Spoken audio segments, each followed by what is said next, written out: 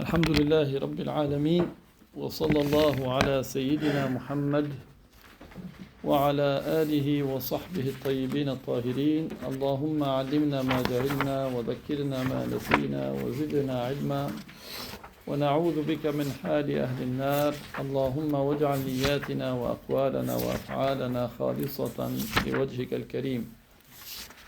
La louange est à Allah, le Seigneur des mondes. Que Allah honore et élève davantage le rang de notre maître Muhammad sallallahu alayhi wa sallam et qu'il préserve sa communauté de ce qu'il craint pour elle. Nous demandons à Allah qu'il nous fasse apprendre ce que nous ignorons, qu'il nous fasse nous rappeler ce que nous avons oublié et qu'il nous augmente en connaissance, et nous lui demandons de nous préserver de l'état des gens de l'enfer. Nous demandons à Allah qu'il fasse que nos intentions, nos actes et nos paroles soient accomplis sincèrement par recherche de son agrément. كنا رأينا في المرة الماضية بعض القواعد وأمثلة عن الألفاظ الكفرية. Donc nous avons vu les séances précédentes quelques exemples de paroles qui font sortir de l'islam. Donc il y a plusieurs exemples que le cheikh a cités dans son livre pour nous faire prendre conscience, qu'il y a des phrases, si la personne les dit, même si elle n'envisageait pas de sortir de l'islam, mais ce sont des paroles qui la font sortir de l'islam.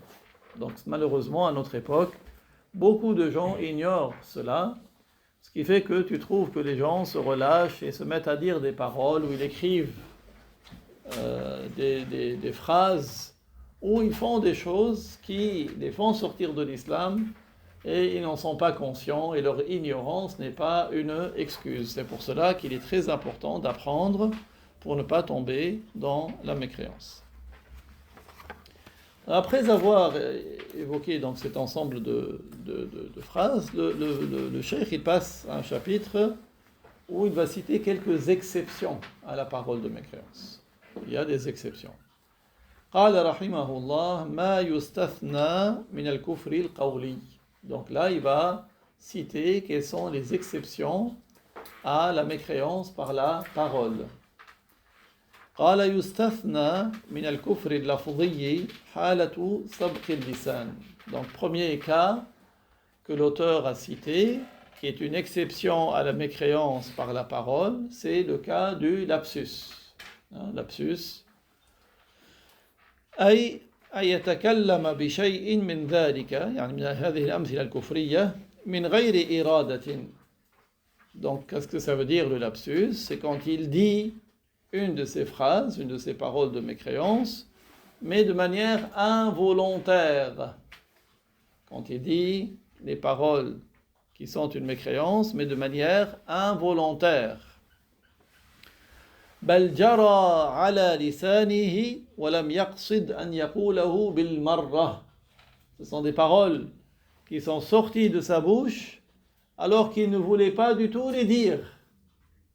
Parfois toi-même tu le fais, si tu as deux frères ou deux sœurs ou deux fils ou deux filles, tu appelles un, tu utilises le prénom de l'autre. Ça arrive. C'est ça le lapsus. C'est-à-dire qu'une parole sort de ta bouche que tu n'as pas voulu dire. Ça, c'est une exception à la mécréance. Okay? C'est le cas du lapsus. Pourquoi c'est une exception? Parce que c'est involontaire. Ce n'est pas de ton plein gré. C'est sorti de toi alors que tu ne voulais pas dire cette phrase du tout.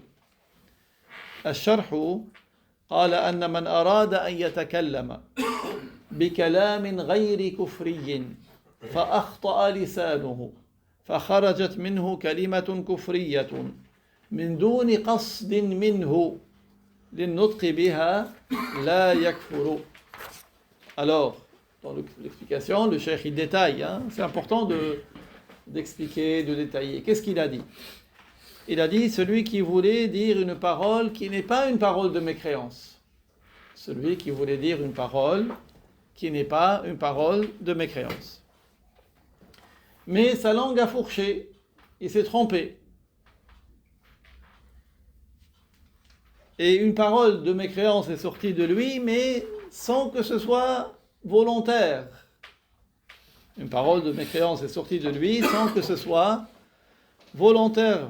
C'est-à-dire ce n'est pas son objectif, n'était pas de prononcer cette phrase-là. Lui, son objectif, ce n'était pas de dire cette parole-là. Eh bien, celui-là, il ne devient pas mécréant. Il ne devient pas mécréant. وذلك قال كأن يقصد أن يقول وما أنا من المشركين فيسبق لسانه فيقول وما أنا من المسلمين فلا مؤاخذة عليه في هذا.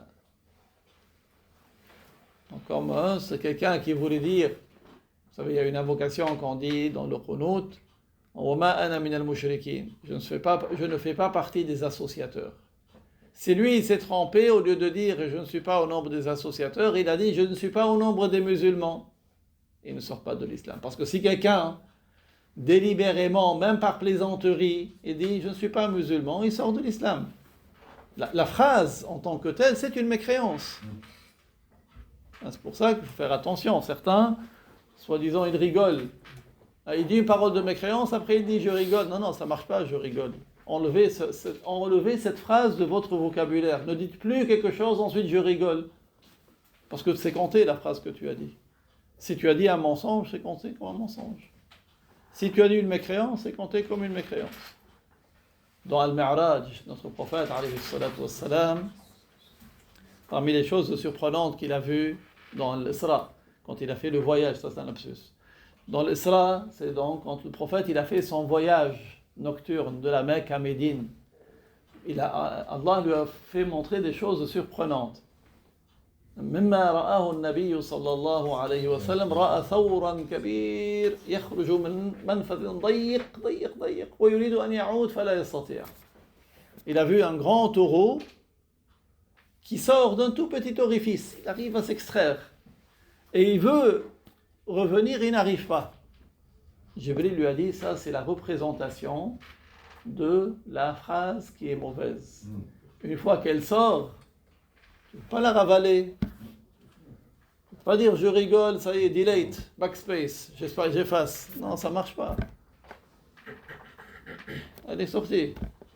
Donc faites attention à cette phrase je rigole et en prenez surtout à vos petits frères, petites sœurs.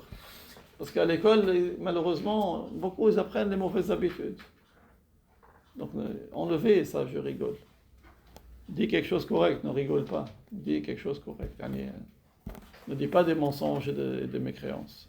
Donc, là, on est dans le cas de celui qui dit une parole qui est un lapsus. Donc, au lieu de dire je ne suis pas au nombre des associateurs, il a dit je ne suis pas au nombre des musulmans. Donc, il ne sort pas de l'islam, parce que son objectif n'était pas de dire ça, bien sûr. قال فلا مؤاخذة عليه في هذا لا يؤاخذ, il ne va pas rendre compte de cela parce que c'est involontaire.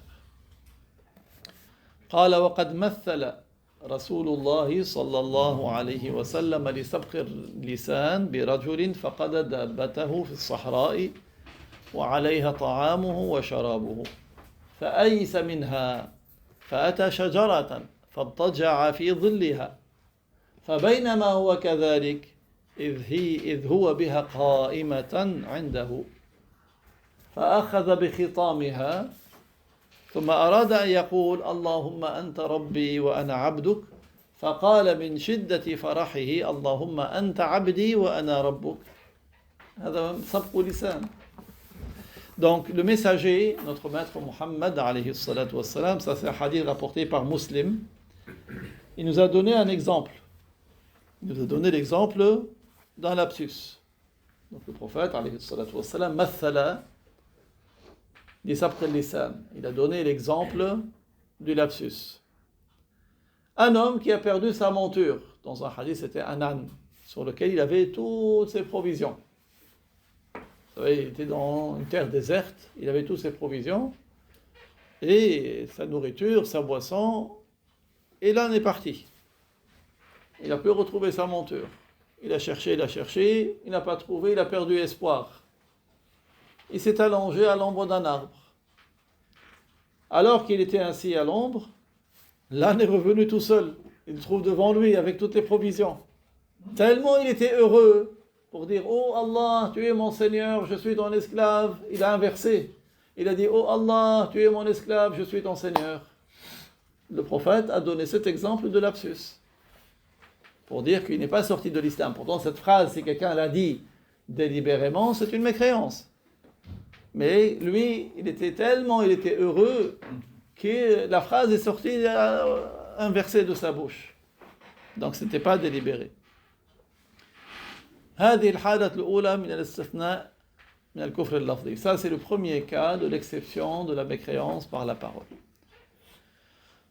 قال وحالة غيبوبة العقل أي عدم صحو العقل. Deuxième cas d'exception à la mécréance par la parole, c'est le cas de la perte de conscience.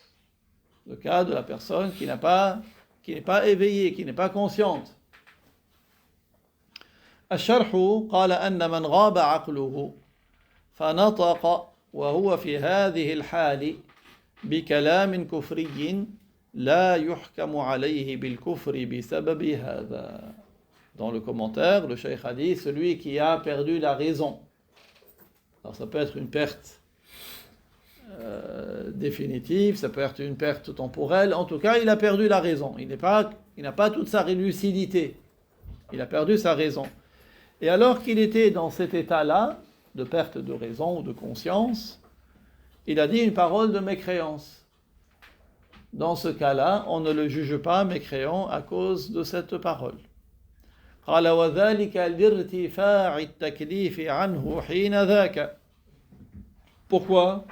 Il a dit parce que dans cette situation-là, la personne n'est pas responsable.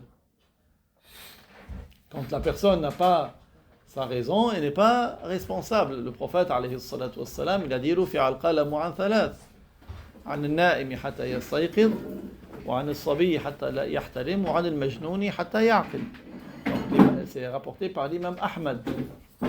Donc, le kalam, c'est-à-dire l'inscription des mauvaises actions, le kalam est levé pour 3 catégories de personnes. L'enfant, jusqu'à ce qu'il atteigne la puberté, donc même s'il fait des bêtises avant la puberté, ça n'est pas inscrit sur ce livre de ses œuvres, parce qu'il n'est pas encore pubère. L'enfant, jusqu'à ce qu'il atteigne la puberté, celui qui est endormi jusqu'à ce qu'il se réveille, donc si quelqu'un dans son sommeil il parle, ces paroles ne sont pas inscrites. Et le fou jusqu'à ce qu'il reprenne conscience, jusqu'à ce qu'il retrouve sa lucidité. Donc ça c'est un hadith rapporté par l'imam Ahmad. Ok. قال ويشمل هذا النائم والمجنون ونحوهما كالولي إذا غاب عقله بالوجد فتكلم بما يخالف شرع الله في حال جذبه مما هو من ألفاظ الكفر فإنه لا حرج عليه عندئذ. Donc le cheikh il dit ce cas de perte de conscience qui exonère la personne du jugement de mécréance. Si quelqu'un a perdu sa conscience et dans cet état de perte de conscience, il dit une parole de mécréance, il n'est pas jugé mécréant. Alors ce cas de perte de conscience englobe celui qui est endormi, englobe celui qui est fou et ceux qui sont de cet ordre. Et dès qu'une personne n'a pas sa conscience, elle parle, elle dit une parole de mécréance, elle n'est pas jugée mécréante. Parce qu'elle n'a pas la conscience. Un exemple qui n'est pas le fou et qui n'est pas celui qui est endormi, un saint. Un saint, tellement il est pris, emporté par son amour pour Dieu, qu'il peut en perdre la conscience. Il y a des saints, tellement leur cœur est attaché à Dieu, qu'ils en perdent la conscience. Ils deviennent majdoub. Vous avez entendu des familles, noms de famille, majdoub. C'est peut-être dans leurs ancêtres, ils avaient des gens comme ça, majdoub. Majdoub signifie tirer. C'est comme si sa conscience lui a été tirée. Parce qu'il était emmené dans son amour pour Dieu. Et donc un saint peut perdre la conscience. Donc peut-être que si tu le vois, tu ne le rends pas compte. Il arrive que des saints perdent la conscience, soit de manière continue, soit par intermittence. Une fois, Cheikh Abdullah, il était avec un saint, et ce saint, il a insulté Dieu. Cheikh lui a dit, A'udhu billah, ce que tu viens de dire, c'est une mécréance. Il lui a dit que moi je dis pas ça, il lui a dit. Alors il a compris qu'il était passé par une phase où il avait perdu la conscience. Il a dit, c'est comme ça que j'ai su qu'il était majdoub. D'accord. Donc, mais attention, faites attention aux charlatans. Il ne faut pas. Il y a des gens qui sont passés pour des saints alors qu'ils ne le sont pas. Vous dites-vous, les saints, ce sont les saints qui les reconnaissent. Nous, on pense le bien, pas plus. Allahu a'lam de l'état de chaque personne. Nous, on applique les lois apparentes. D'accord? Donc, si le saint a perdu sa raison, par al-wajd, son amour pour Dieu, et qui dit une parole qui est contraire à la loi, dans son état de perte de conscience, qui est une parole de mécréance, alors il n'est pas chargé de cela. Il n'est pas chargé de cela. Ok? Ok. ومع ذلك فإن هذا المجذوب وكذلك المجنون ينهيان عن ذلك القول. Mais malgré cela, celui qui est majzoub et celui qui est fou, on ne le laisse pas dire. Même s'il n'est pas conscient, on l'empêche. D'accord? On ne laisse pas, il ne dit pas, voilà, il est majzoub. Non, il faut le... Parce que même un cheval qui commence à dévier, tu le ramènes sur le droit chemin. Donc même s'il est fou, tu lui dis arrête de dire ça. Ou s'il est majdoub, si c'est un saint, tu lui dis arrête, ne dis pas ça. D'accord? Fermement. D'accord? Pour cela, le cheikh, il ne laissait pas ses élèves aller chez les saints majdoub. Parce que le majdoub, il se peut qu'il dise des paroles contraires à la loi, il n'est pas responsable. Mais si des gens qui n'ont pas appris répètent ce qu'il dit et qui sont responsables, eux, la loi leur est appliquée. Vous voyez, donc c'est pour cela, faites attention.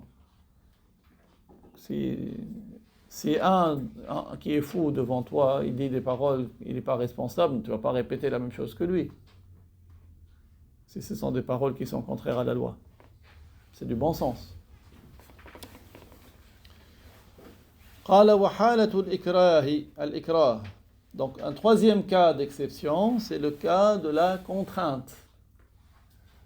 Le cas de la contrainte. قال فمن نطق بالكفر بلسانه مكرها بالقتل ونحوه.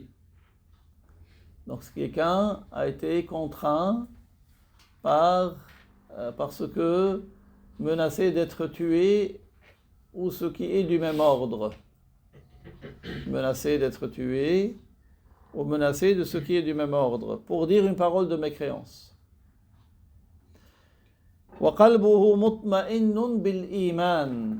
Alors que son cœur rejette totalement cette mécréance. Son cœur est plein de foi et il rejette totalement cette parole qu'on a contraint à dire.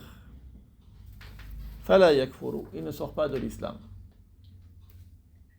Pourquoi? Parce qu'il était menacé d'être tué ou quelque chose qui entraîne la mort. La preuve, c'est le Coran. قال تعالى من كفر بالله من بعد إيمانه إلا من أكره وقلبه مطمئن بالإيمان ولكن من شرح بالكفر صدرا فعليهم غضب من الله. C'est le verset 106 de sourate An-Nahl.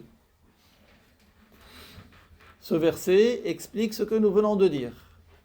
Qu'est-ce qu'il y a dans ce verset? Une première information, c'est ce que celui qui dit une parole de mécréance, il sort de l'islam.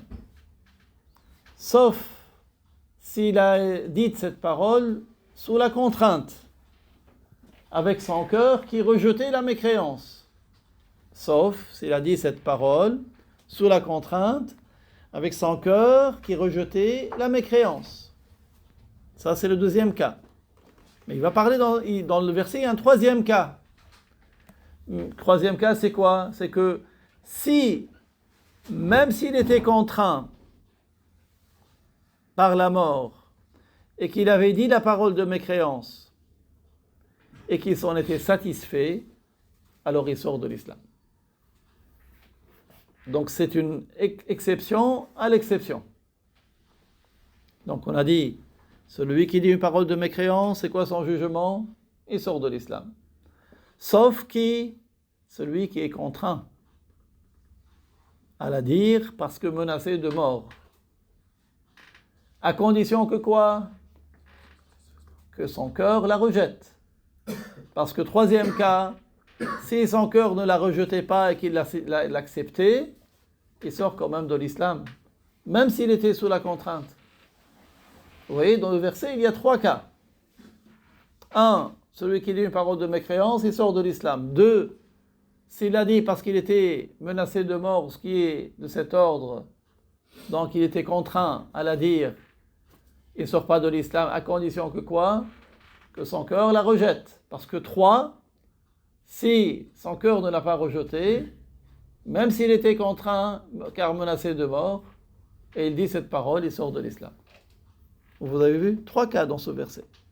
Premier cas général, exception, cas particulier, et le cas particulier du cas particulier. Man kafara billahi min ba'di imanihi, ça c'est le premier cas. Illa man ukriha wa qalbuhu mutma'innun bil iman, ça c'est le deuxième cas. ولكن من شرح بالكفر صدرا فعليهم غضب من الله. Ça c'est le troisième cas. Vous voyez, dans un verset écrit, c'est d'une beauté magnifique. Une beauté magnifique ce verset. À chaque verset du Coran, c'est un miracle. C'est pour cela que la traduction donne juste la traduction du sens, mais pas la beauté de la phrase comme elle est en arabe. الشرح قال ليعلم أن النية إذا خالفت الشرع فهي باطلة. Donc le cheikh il rappelle là quelque chose. C'est que si l'intention est contraire à la loi, alors elle n'est pas bonne. Parce que certains, qu'est-ce qu'ils disent certains ignorants quand tu le reprends, tu lui dis attention, c'est une parole de mécréance, et tu dis oui, mais c'est l'intention qui compte. Beaucoup d'ignorants ils disent ça. Quelle est la règle qu'on donne? C'est que si l'intention n'est pas conforme à la loi, elle est nulle, elle ne compte pas, elle n'est pas bonne. Si quelqu'un, il va casser la vitrine de son voisin, et il dit, moi, mon intention, elle est bonne. Ton intention va changer quelque chose de mauvais en bien? Non, l'intention, elle ne change pas quelque chose de mauvais en bien. Vous voyez? L'intention, si elle n'est pas conforme à la loi, elle ne change pas. Elle ne fait pas que cette chose devient bonne. Et même l'œuvre, l'acte également. Même l'acte, si l'acte n'est pas conforme à la loi, l'acte n'est pas bon. Si l'acte n'est pas conforme à la loi. Alors, si quelqu'un il veut faire la prière, et sa prière n'est pas conforme à la loi, est-ce que sa prière est correcte? Elle n'est pas correcte. Donc il faut en fait que l'intention soit bonne, il faut que l'acte soit bon. Les deux. On est chargé des deux. قال فيجب تطبيق الأمرين على ما يوافق الشرع. يجب تطبيق الأمرين على ما يوافق الشرع. Nous devons appliquer les deux conformément à la loi. Nous devons appliquer les deux conformément à la loi. C'est-à-dire nous devons appliquer l'intention et l'acte conformément à la loi. قال فليس الأمر الذي كلف به العباد النية فقط ولا العمل فقط.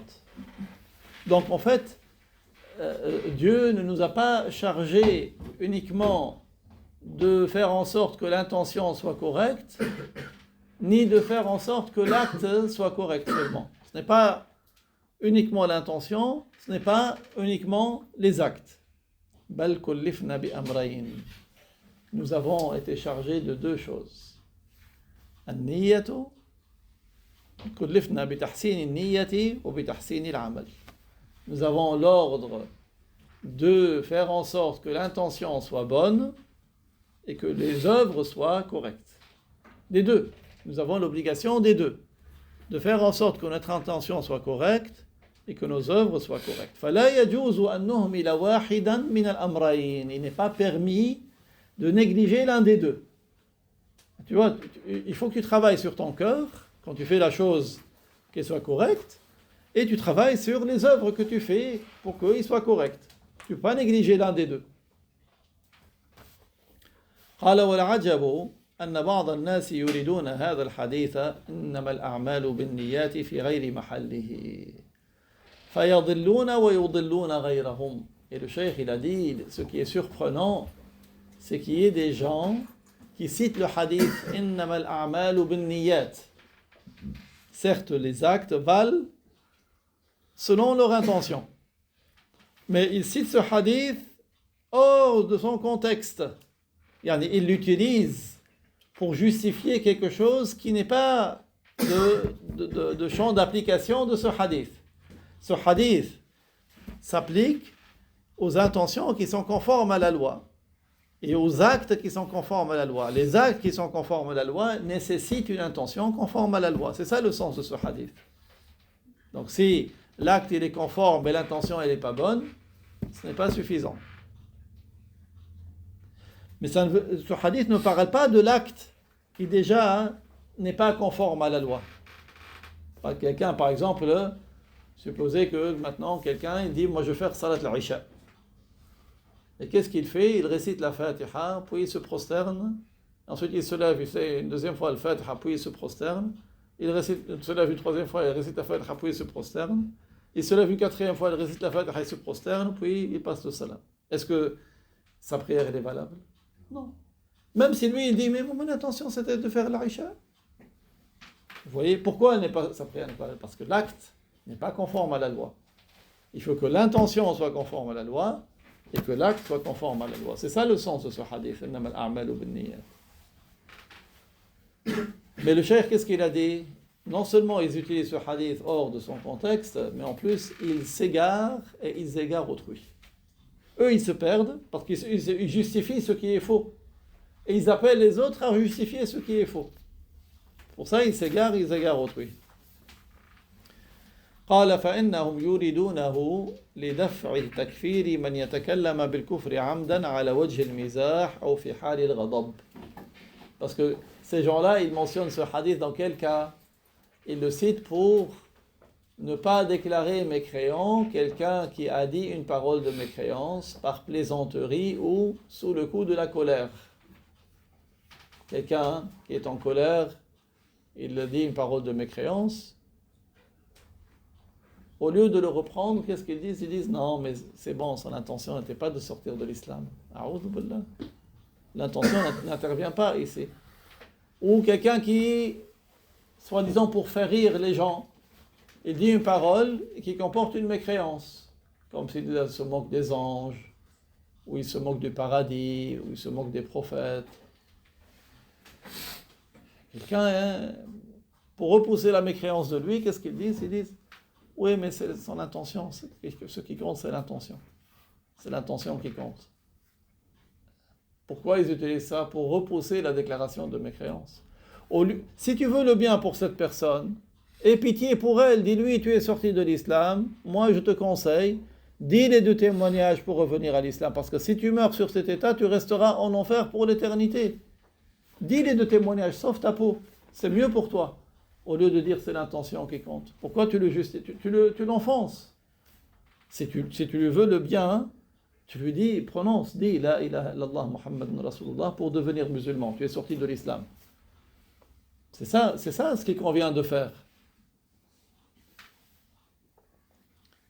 قال ومن فرط الجهل المؤدي إلى الكفر احتجاج بعض هؤلاء بقول الله تعالى لا يؤاخذكم الله باللغو في أيمانكم ظنوا أن هذه الآية معناها أن الإنسان لا يكفر إذا لم يقصد بكلام الكفر الكفر.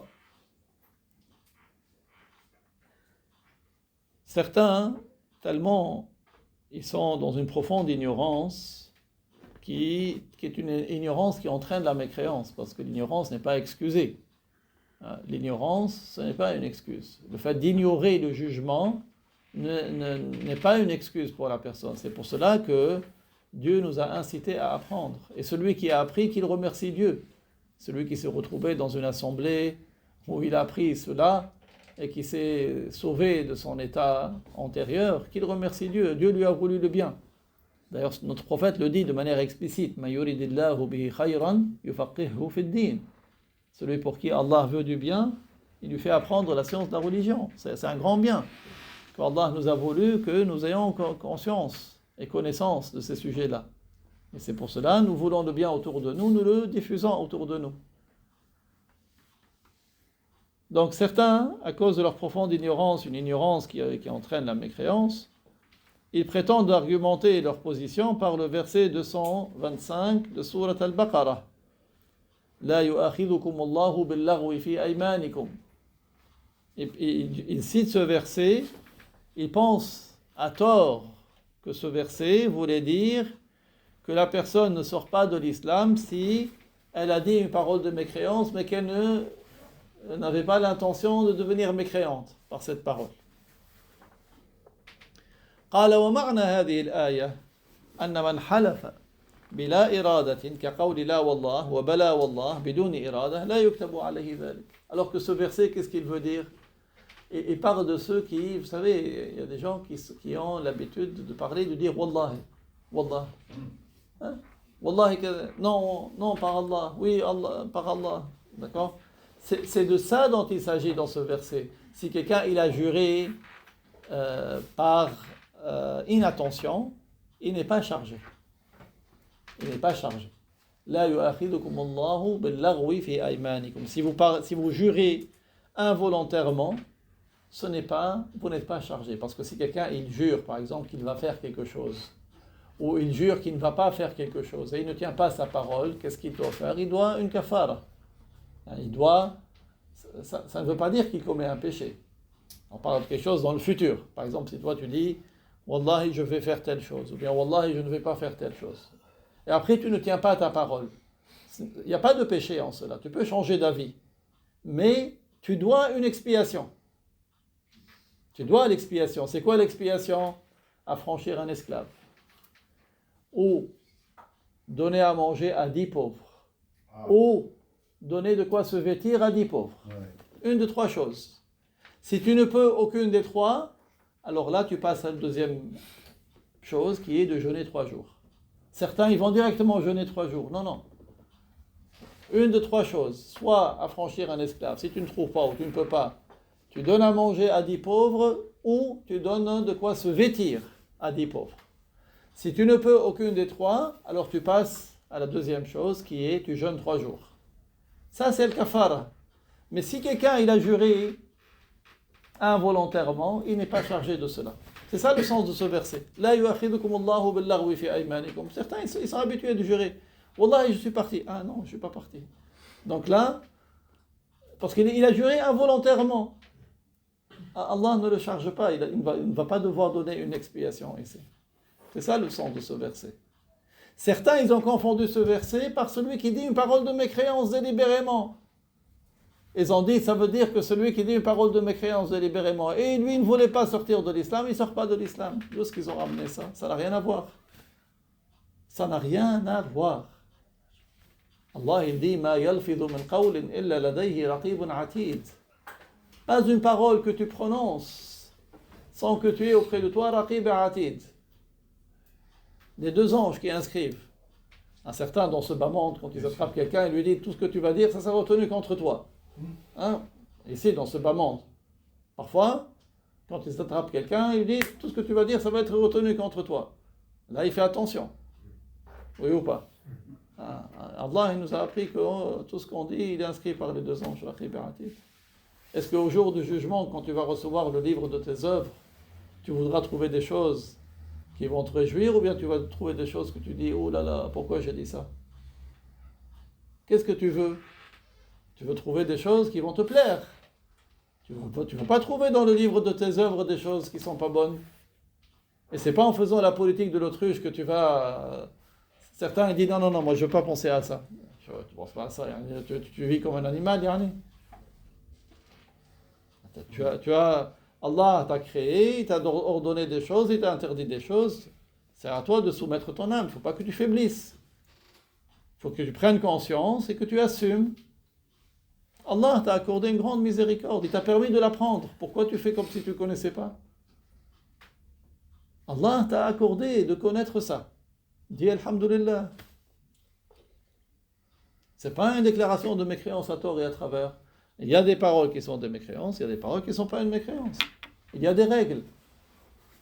Certains ils disent ouais, on accuse de mécréance à tort et à travers. Non, ce n'est pas à tort et à travers. Il y a des paroles qui sont contraires à la loi, des paroles qui ne sont pas contraires à la loi.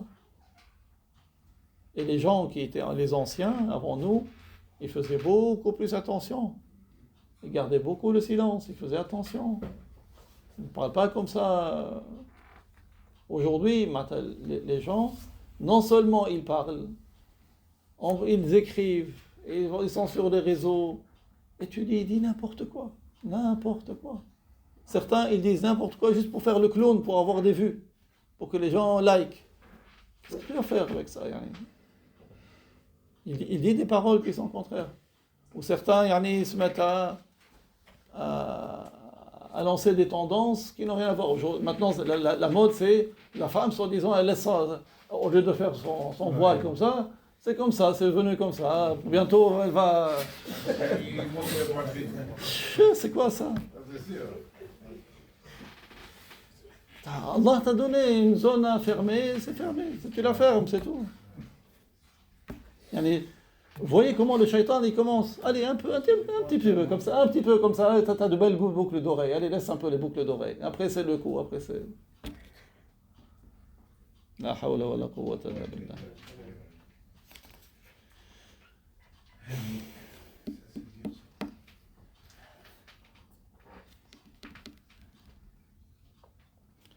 قال رحمه الله ومعنى هذه الآية أن من حلف بلا إرادة كقول لا والله وبلا والله بدون إرادة لا يكتب عليه ذلك.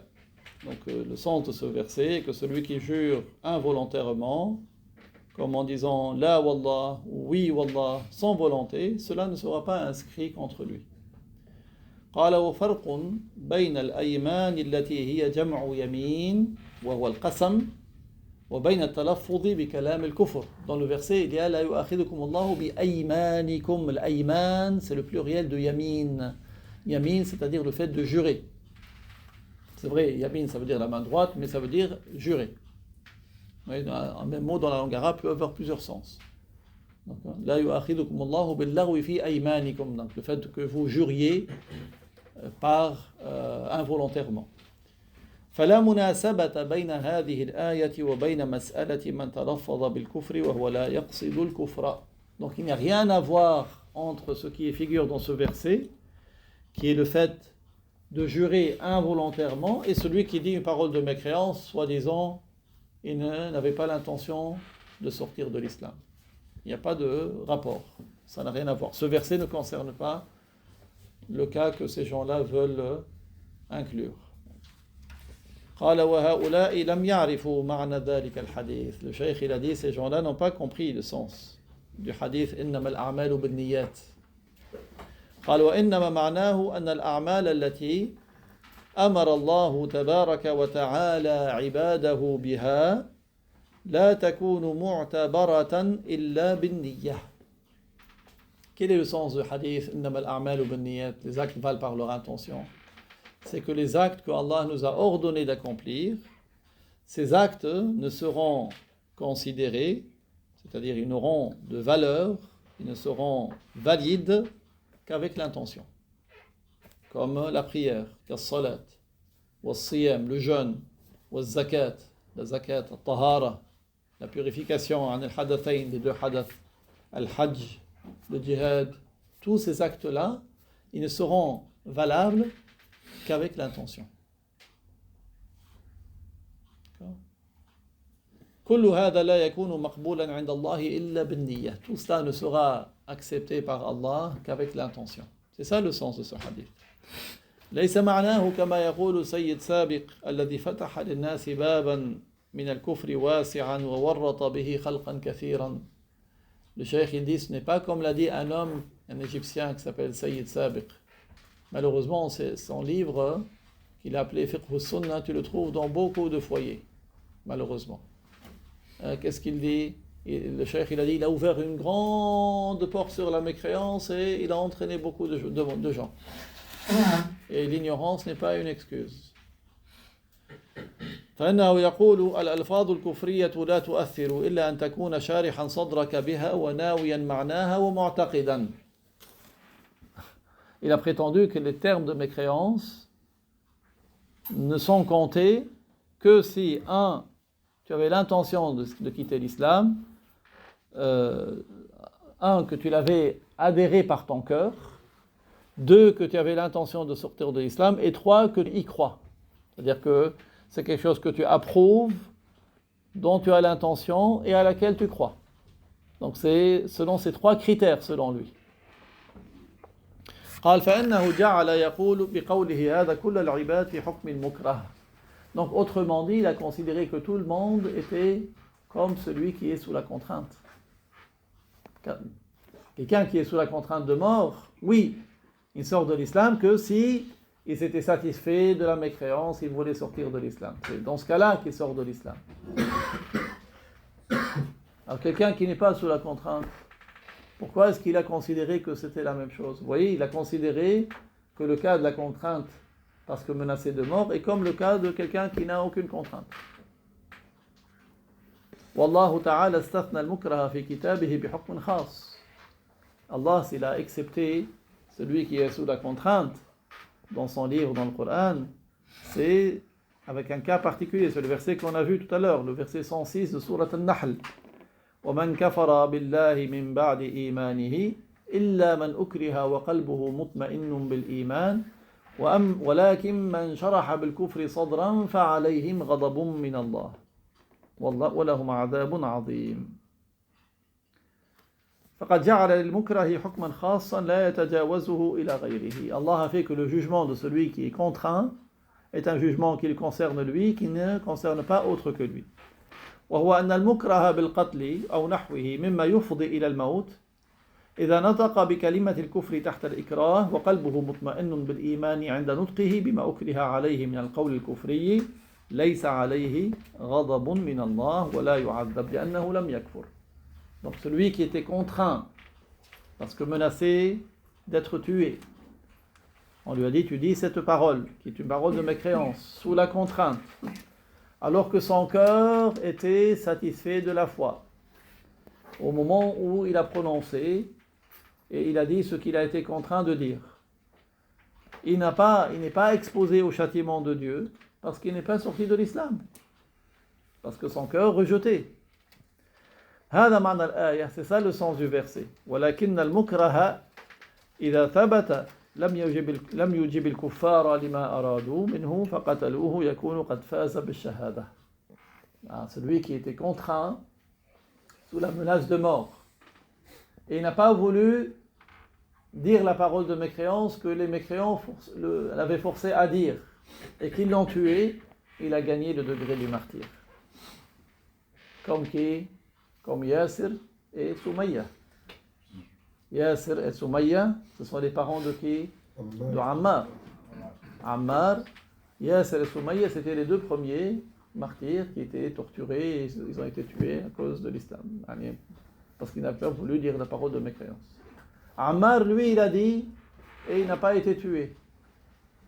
Il était contraint lui aussi. Le prophète lui a dit, tu n'es pas sorti de l'islam. Parce que tu es la dite sous la contrainte. أما غير المكره فإنه لا يشترط للحكم عليه بالكفر انشراح الصدر ولا معرفة الحكم. Quant à celui qui n'est pas sous la contrainte, il n'est pas une condition pour qu'il soit jugé mécréant qu'il se satisfasse de la mécréance qu'il a dite. Ce n'est pas une condition qu'il se soit satisfait, ni qu'il connaisse le jugement. Ce n'est pas une condition qu'il connaisse le jugement pour dire « Ah, il est sorti de l'islam ». Même s'il ne connaissait pas le jugement, même si soi-disant il n'acceptait pas la mécréance par son cœur, du moment qu'il a dit la parole de mécréance, il est sorti de l'islam. دليل ذلك حديث الرسول صلى الله عليه وسلم إن العبد لا يتكلم بالكلمة لا يرى بها بأسا يهوي بها في النار 70 خريفا. Rawahu Tirmidhi wa Hassanah. La preuve, c'est le hadith rapporté par At-Tirmidhi qu'il a jugé Hassan, dans lequel le prophète alayhi salatu wassalam a dit ce qui signifie: il arrive à l'esclave de dire une parole dans laquelle il ne voit aucun mal, mais à cause de laquelle il chute en enfer d'une distance de 70 automnes. C'est-à-dire, il va chuter en enfer d'une distance de 70 automnes à cause de cette parole dans laquelle il ne voyait aucun mal.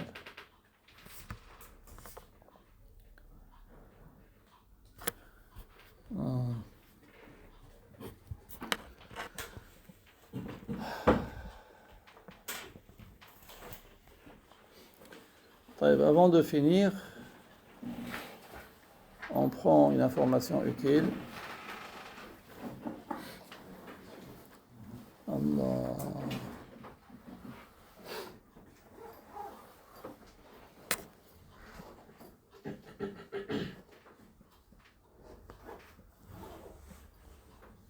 Inch'Allah.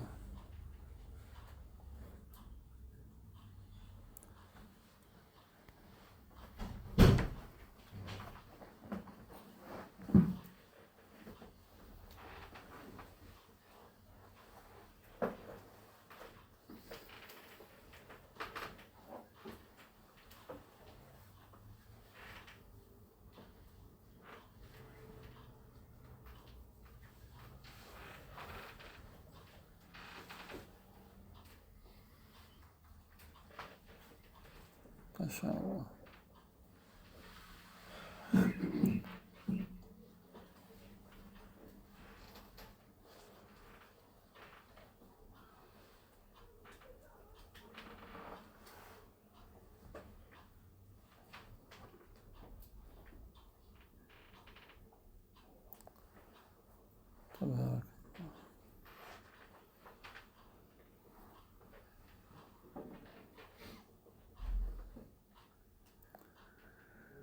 ما شاء الله.